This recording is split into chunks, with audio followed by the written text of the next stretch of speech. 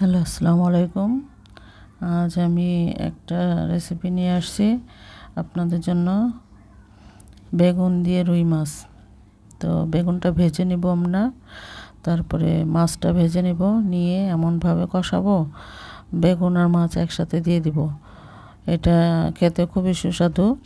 তো আপনারা ট্রাই করে দেখবেন কেমন লাগে। তো ভালো লাগলে আমাকে কমেন্ট করবেন, শেয়ার করবেন, সাবস্ক্রাইব করবেন। তো এই দেখুন, এখন একটু পানি দিয়ে দেব, ঝোল দিয়ে দিব, তারপরে কিছুক্ষণ পরে নামায় ফেলবো।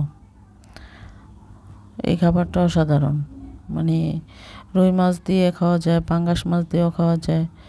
আমি আজকে রুই মাছ দিয়ে রান্না করলাম। তো ভালো লাগলে আমাকে শেয়ার দিয়েন।